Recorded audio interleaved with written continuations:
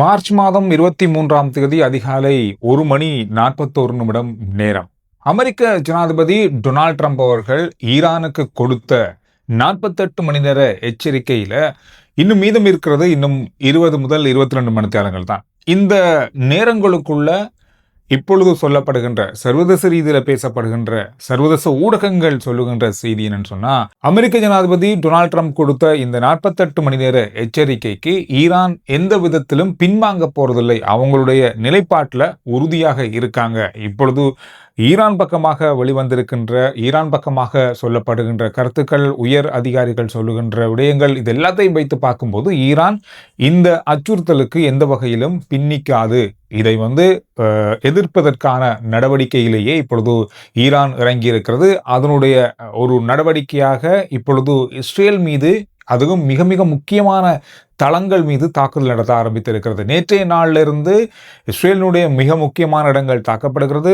இப்பொழுதும் கடந்த மணித்தியாலங்கள்லையும் இஸ்ரேலினுடைய அதிநவீன தொழில்நுட்பங்களை வைத்திருக்கின்ற வான் பாதுகாப்பு கட்டமைப்புகள் மீது தாக்குதல் நடத்தி இருக்கிறது. அதோடு மட்டுமில்லாமல் இப்பொழுது உலகத்தில் இருக்கிற மிக முக்கியமான தொடர்பாளர்கள் உள்ள இஸ்ரேலினுடைய தொலைத்தொடர்பு சம்பந்தமான பல இடங்களையும் தாக்கியிருக்கிறார்கள். எனவே இந்த மாதிரி அவர்களுடைய தாக்குதல் இப்பொழுது நடந்து கொண்டிருக்கிற நேரத்தில் இந்த எச்சரிக்கைக்கு ஈரான் இறுதியாக கொடுத்திருக்கிற தகவல் அப்படின்னு சொன்னா, இந்த ஹோர்முஸ் கால்வாய் அப்படின்றது இப்பொழுது மூடப்பட்டு இல்லை. குறிப்பா எதிரி நாட்டினுடைய கப்பல்களுக்கு தான் மூடப்பட்டிருக்கிறது. எனவே இந்த விடயத்தில் மற்ற நாடுகள் இந்த பாதையை பயன்படுத்தலாம். ஏன் பாதையை பயன்படுத்தாமல் இருக்காங்கன்னு சொன்னா, இப்பொழுது அந்த கப்பலுக்கு இன்சூரன்ஸ் பண்ணப்பட்டிருக்கின்ற நிறுவனங்கள் அதை அனுமதிக்காமல் இருக்காங்க. எந்த வகையிலும் தாக்குதல் நடத்தப்படலாம் என்ற பாதுகாப்பு அச்சுறுத்தல் இருக்கிறதால தான் மற்ற நாடுகளுடைய கப்பல்கள் இதால போக மறுக்கிறாங்களே ஒழிய, நாங்க மற்ற நாடுகளுக்கு தடை விதிக்கல. எங்களுடைய எதிரி நாடு, குறிப்பா அமெரிக்கா, இஸ்ரேல், அவங்களுக்கு உதவி செய்யற நாடுகளுடைய கப்பல்களுக்கு தான் நாங்க தடை விதித்திருக்கிறோம் அப்படின்றத சொல்லியிருக்காங்க. இதற்கு எல்லாத்துக்குமே இந்த பதட்டத்துக்கு காரணம், இந்த ஹோர்முஸ் கால்வாயினுடைய அச்ச நிலைக்கு காரணம் அமெரிக்காவும் இஸ்ரேலும் தான், ஈரான் இல்லை அப்படின்றத அவங்க சொல்லியிருக்காங்க. இதுல இன்னும் ஒரு முக்கியமான விடயம் சொல்லியிருக்காங்க, மீண்டும் ஒரு முறை ஞாபகப்படுத்திருக்காங்க அப்படின்னு சொன்னா, அமெரிக்கா ஜனாதிபதி சொன்ன மாதிரி தங்களுடைய அணு மின் உற்பத்தி நிலையம், தங்களுடைய முக்கியமான கட்டமைப்புகள் மீது தாக்குதல் நடத்தப்பட்டால் முழுமையாக ஹோர்முஸ் கால்வாய் மூடப்படும். முழுமையாக மூடப்படும். எங்களுக்கு இழைக்கப்படுகின்ற இழப்புகளை நாங்கள் மீள் கட்டமைப்பு செய்யும் வரைக்கும் இது மூடப்பட்டிருக்கும் அப்படின்னு மாதிரி சொல்லியிருக்காங்க. இது மிகப்பெரிய ஒரு அழுத்தத்தை இப்பொழுது அமெரிக்கா மீது வைத்திருக்கிறது. அமெரிக்க ஜனாதிபதி கொடுத்த 48 மணி நேர அந்த எச்சரிக்கை மீது மிகப்பெரிய ஒரு அழுத்தம் வைக்கப்பட்டிருக்கிறது. எந்த வகையிலும் ஈரான் பின்னுக்கு வராது அப்படின்றதுல உறுதியாக இருக்காங்கன்றது இந்த செய்தியிலிருந்து சொல்லப்படுது. இது மட்டும் இல்லாம முக்கியமாக சொல்லப்படுகிற விஷயம் சொன்னா, இஸ்ரேலினுடைய மிக முக்கியமான தளங்கள் தாக்கப்படும். மத்திய கிழக்கில் இருக்கிற அமெரிக்காவுடைய முதலீட்டு நிறுவனங்கள் மீது தாக்குதல் நடத்தப்படும். மத்திய கிழக்கில் இருக்கிற அமெரிக்காவுடைய இராணுவ நிலைகள் மீதும், இராணுவ கட்டமைப்பு மீதும், அவங்களுடைய தொடர்பாளர்கள் மீதும், அவங்களுடைய முக்கியமான நிலைகள் மீதும் தொடர்ந்து தாக்குதல் நடத்தப்படும் அப்படின்றதையும் சொல்லியிருக்காங்க. இது எல்லாமே பெரிய ஒரு முக்கியமான விடயங்களாக பார்க்கப்படுது. இதனால பல நாடுகள் இதுல சிக்கி தவிக்க போறாங்க. இதுல எந்த மாற்றமும் இல்லை. மத்திய கிழக்கு தொடர்ந்தும் ஒரு யுத்த பதட்டத்திலேயே இருக்க போது, ஏற்கனவே மத்திய கிழக்கினுடைய இயல்பு நிலை முழுமையாக பாதிக்கப்பட்டிருப்பதால இந்த அச்சுறுத்தல்கள் மிகப்பெரிய அளவில் பார்க்கப்படுகிறது. இன்னும் ஒரு 20 மணித்தியாலத்தில் அமெரிக்க ஜனாதிபதியினுடைய இந்த அறிக்கையில என்னென்ன மாற்றங்கள் கொண்டு வரப்பட போகுதுன்னு தெரியல.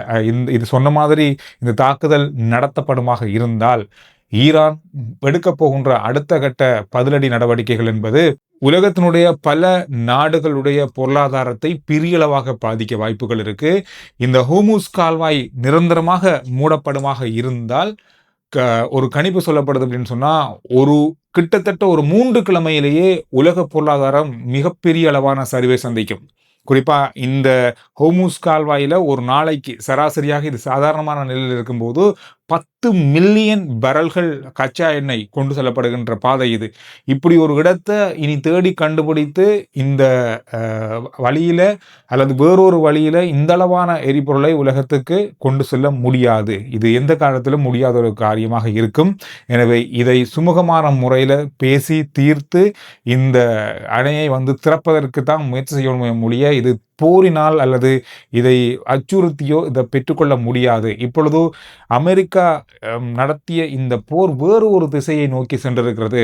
எனவே ஈரான் இப்பொழுது மிக மிக முக்கியமான ஒரு பிடியாக இந்த இடத்தை வைத்திருப்பதால என்ன செய்யறது அப்படின்ற ஒரு கேள்வி இப்பொழுது எழுந்திருக்கிறது. அமெரிக்க ஜனாதிபதியுடைய கருத்துக்கள் அல்லது அவர் விடுகின்ற சில விடயங்கள்ல அடிக்கடி மாற்றங்கள் வருவது அமெரிக்கா இந்த போரில் எந்த இடத்தை நோக்கி செல்கிறது என்ற கேள்வியை இப்பொழுது எழுப்பியிருப்பதாக பல விமர்சனங்கள் எழுந்திருக்கிறது. குறிப்பாக இப்பொழுது அமெரிக்காவுடைய பல இடங்கள்ல அரசாங்கத்துக்கு எதிரான ஆர்ப்பாட்டங்கள், விலை உயர்வுக்கு ஏற்ற ஆர்ப்பாட்டங்கள், இந்த மாதிரியான விஷயங்கள் எதிர்ப்பை தெரிவிக்க ஆரம்பித்திருக்கிறார்கள்.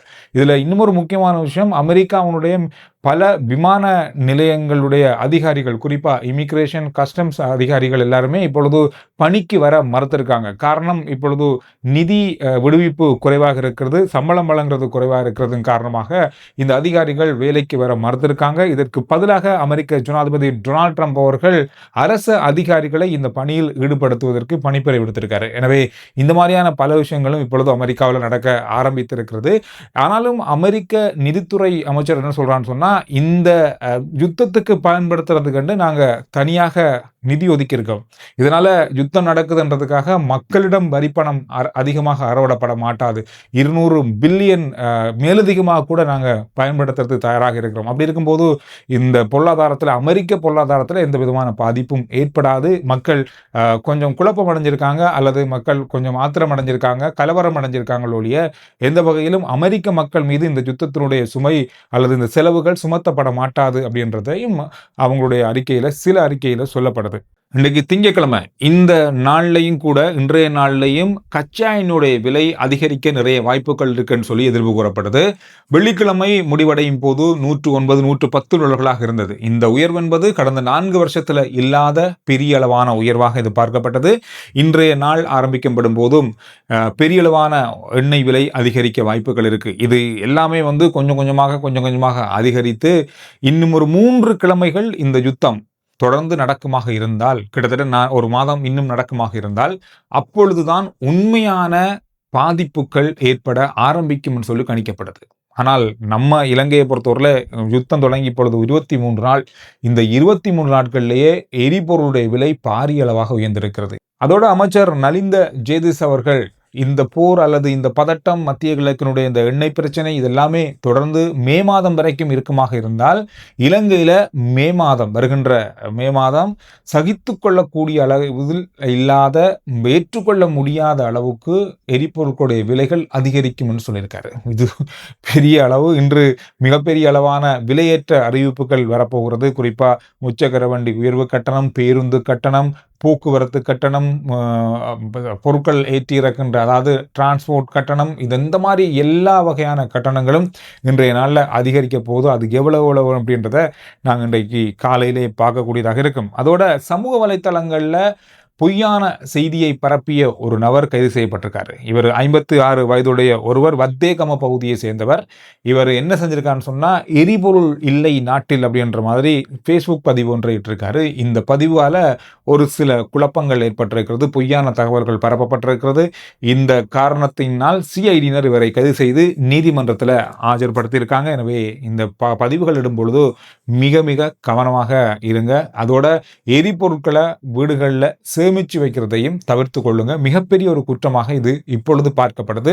சிறை தண்டனைக்குரிய குற்றமாக இப்பொழுது இருக்கு. இது எப்பவுமே அப்படிதான் இருக்கும்.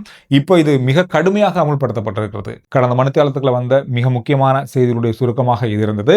RJ சந்துரு ரிப்போர்ட் வாட்ஸ்அப் தன்னுடைய லிங்க் முதல் கமெண்ட்ஸ்லையும் டிஸ்கிரிப்ஷன்லையும் இருக்கு. ஃபாலோ பண்ணி வைங்க. சுருக்கமான விரைவான செய்தியை நீங்க வாட்ஸ்அப் மூலமாக அதில் அறிந்து கொள்ளலாம். அடுத்த வீடியோவில் புதிய தகவல்களோட நான் உங்களை சந்திக்கிறேன்.